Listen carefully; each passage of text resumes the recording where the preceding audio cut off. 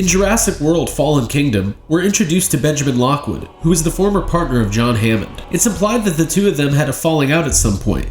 Maybe it was over the fact that Hammond always seemed to have trouble learning his lessons when it came to playing God, wielding the ultimate power of creation, and unleashing dino chaos on planet Earth. I need a complete photo record of those animals alive and in their natural habitat. Not much detail is provided other than Lockwood is still carrying on the dreams that he and Hammond once shared. He's holed up in the coolest mega fortress / Jurassic museum of all time, and he's now recruiting Claire to save the dinos of Isla Nublar. We then meet Lockwood's granddaughter, Maisie. She lives in the mansion too, and as far as family goes, she's all that Lockwood has. We learn that Maisie's mom died in a car accident, but her identity is kept from Maisie. She asks about her a lot, and Lockwood reveals that one time, a long time ago, Maisie's mother even visited the original Jurassic Park. That's like finding out your parents got to go on the Back to the Future ride before it closed down. Back to Maisie. She's kind of weird and mysterious. I mean, she's just a kid, but she seems isolated and scared.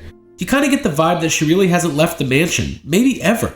She has her caretaker, Iris. I got a total Alfred and Bruce Wayne vibe from these two. Something's definitely going on here. So now we know that Maisie's mom is important to the story. She went to Jurassic Park once, she died in a car accident, and nobody will tell Maisie who it is. During the movie, I was racking my brain trying to figure out who her mom could be. Ellie Sattler? Nah, she's with Mark now. Sarah Harding? I doubt it. Mrs. Kirby? No, it just wasn't like that. Lex? Could Hammond's granddaughter be Lockwood's daughter? I'm sure there's a way that would be possible. Because I'd love the idea of, DNA and dinosaurs. After Maisie discovers that Lockwood has been murdered, that's another story for another video, but man did Eli suck.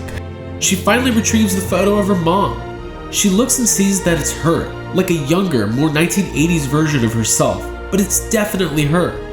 They end up really spelling it out later in the movie, but this girl is a clone.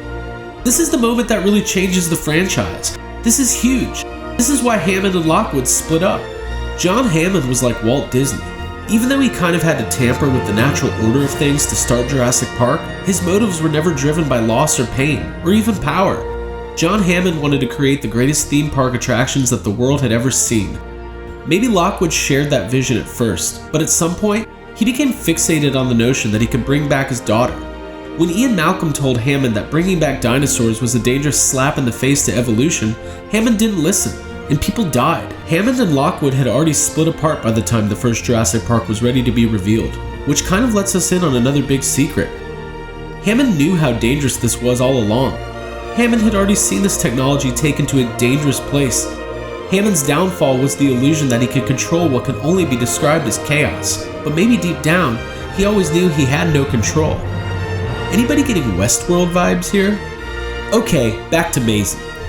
You kind of get the sense that she always knew that she was different or special, and her newfound knowledge of how and why she exists gives her a deep emotional and possibly biological connection to the dinosaurs. At the end of the movie, Claire doesn't make the decision to save the dinosaurs' lives and release them into the wild. Maisie does. Maisie has been lied to her entire life, and she's been kept in a static and controlled environment for her entire existence. She's living in a world that she never belonged in, and deserves the same chance to live and survive as anyone else. So how will this affect the franchise going forward? Will we get more backstory about Lockwood and Hammond? Are there more human clones? And what does this mean for the dinosaurs? More to come from Yes Have Some podcast next time.